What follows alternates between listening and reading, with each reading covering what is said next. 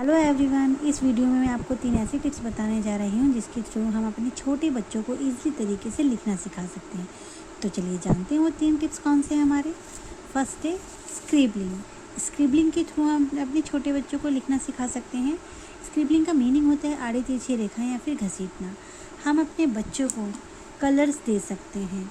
Colours में कई तरीके के कलर्स आते हैं, जैसे ये मेरे पास ये क्रेयॉन कलर्स हैं, मेरे पास पेंसिल्स कलर्स हैं और ये स्केच कलर्स हैं।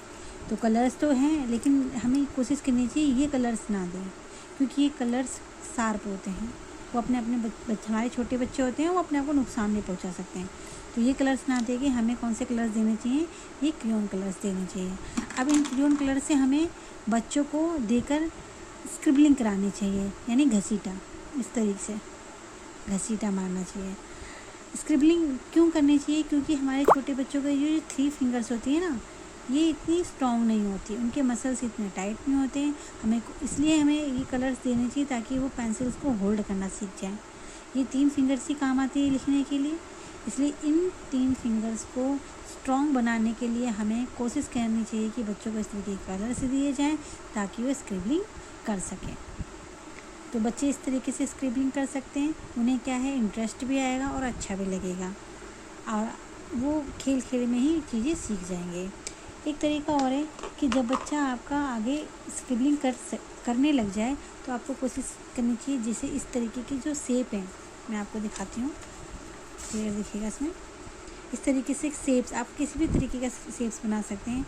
इस तरीके के शेप्स बना के दीजिए बच्चों को, इस तरीके से। और इसके अंदर ये मेरे पास ब्लैक पेपर है, दिखेगा नहीं इसलिए मैं आपको दिखा रही थी। इसके अंदर उनमें कलर्स करवाइए।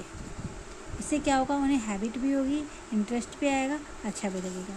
तो ये जो फर्स्ट टिप्स है, इसको ज़्यादा से ज़्यादा फॉलो करना है, क्योंकि ये जो 3 जो मसल्स हैं हमारी, उन बच्चों की स्ट्रॉन्ग होने लग जाएगी। नेक्स्ट जो मैं आपको टिप बताने जा रही हूँ वो है फिंगर मूवमेंट्स।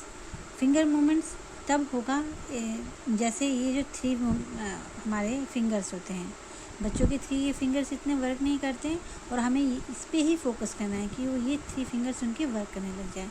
तो एक छोटी सी एक्सरसाइज है, हम उसके थ्रू उनके फिंगर्स को मजबूत कर सकते हैं ताकि वो पेंसिल्स को होल्ड कर सके। इस तरीके का रबड़ बैंड ले लीजिए और उनके बच्चों के हाथों में फिंगर्स में लगा दीजिए, और उन्हें खेल खेल में ही इस तरीके से मूवमेंट्स करना सिखाइए।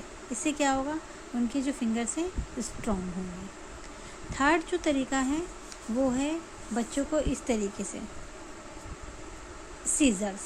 सीजर्स यूज़ करके बच्चे अपने फिंगर्स को स्ट्रॉन्ग कर सकते हैं। मार्केट मेरे पास है नहीं सीजर्स, नहीं तो मैं आपको दिखाती।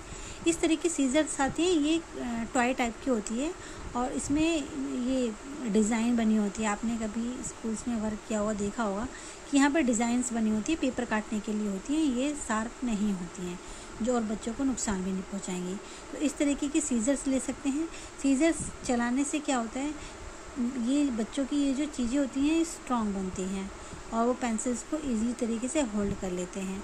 दूसरी चीज़ है कि बच्चा जब इस सीजर्स के थ्रू जब पेपर्स कटिंग करेगा तो उन्हें वो डिज़ाइन में करते हैं, तो बच्चा इस चीज़ के लिए इंटरेस्टेड होगा। मैं आपको ये चीज़ें इसलिए बता रही हूँ क्योंकि मेरे पास भी एक छोटी बच्ची है, बेबी है, मेरी बेटी है। मैंने भी इस तरीके से ही उसको लिखना सीखा।